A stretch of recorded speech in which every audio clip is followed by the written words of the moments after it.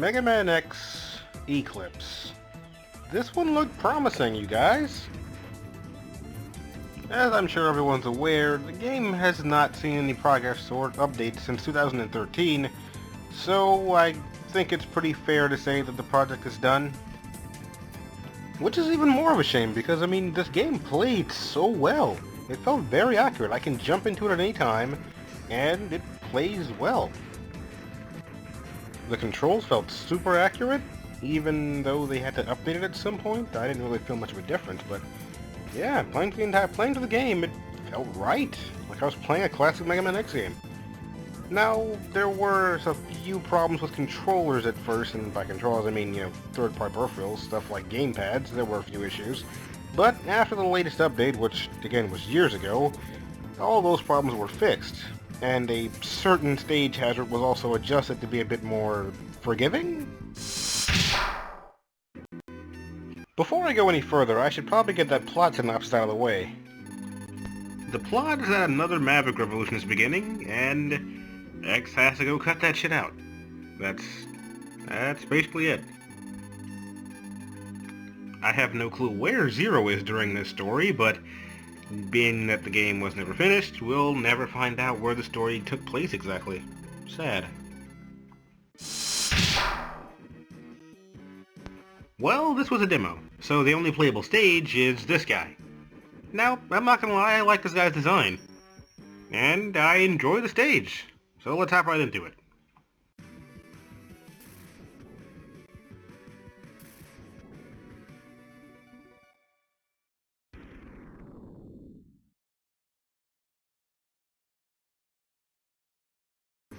And the stage also has a good amount of enemy variety. Now, they're mostly from, I want to say, X's 1 and 2, and there are a few custom enemies here and there. Oh, and this mini-boss? You'll never believe there was actually an unused mini-boss from Mega Man 7, with slight modifications, of course. But more about the controls now. Okay, I'm gonna go ahead and say it. I am jealous of how well this game performs. Seriously. Now, I love the way Synchro Project plays, don't get me wrong, but if there's one thing this game does better, it's the wall jump. I mean, look at that, it's super accurate. In fact, the only other game that got it this accurately, at least from what I've seen, would have to be Corrupted, but, that game is already, yeah. But before I can cry about not being able to play that yet, let's talk more about this. The only glitch I ever found was this certain one here. If you dash on this particular slope and hold the dash button when moving, X will just sort of continue having that dashing momentum. It's pretty funny actually, check it out.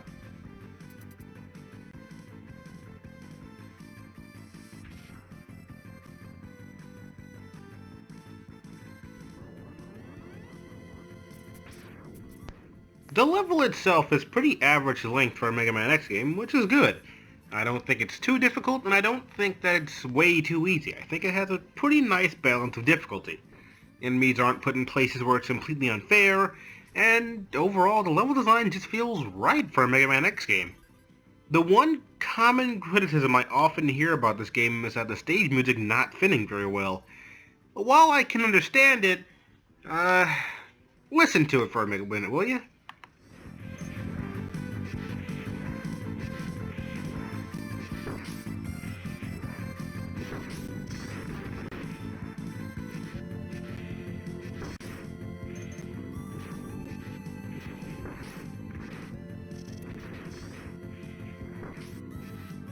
Well, to me it's not bad.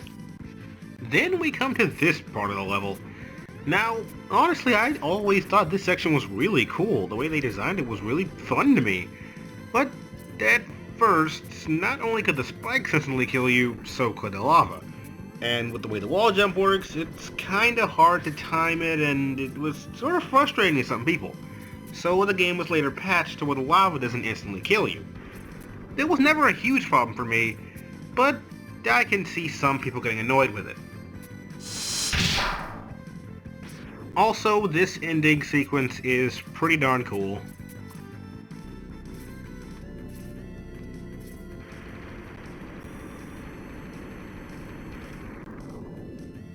Just awesome.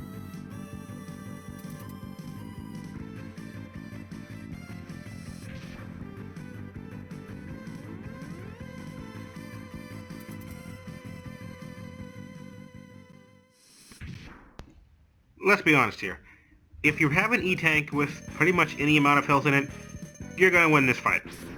Scourge Raptor really isn't that hard. I often hear that he is. I have to strongly disagree. Yeah, yes, he's kinda hard, but once you got his pattern down, it's not really difficult at all. Stay off the ground, but don't go too high when he does his projectile attack, and just watch the heat rate whenever he does his lava attack. When he jumps around, just dash under him.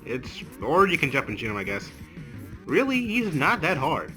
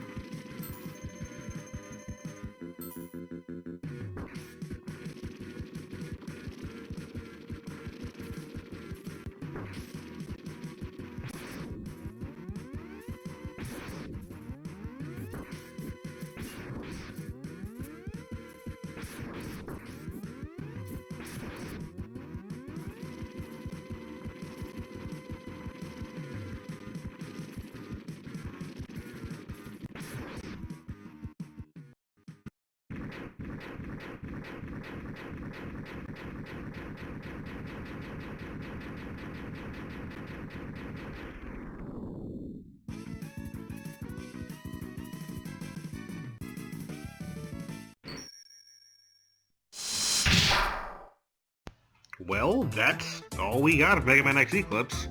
I do wish this game could have gone on further, but, you know, sometimes things happen. But hey, we have other fan games to look forward to too. You know, Synchro Project obviously, Maverick's Fury, Isolation, Corrupted. There's a few new classic Mega Man fan games too. For example, Mega Man Beyond was not released, but shown off a few days ago. And it looks promising. It's using the Super Mega engine, which I will also review soon enough. But for now, let's look forward to what we have coming to us. And I want to just thank everybody who subscribed to the channel.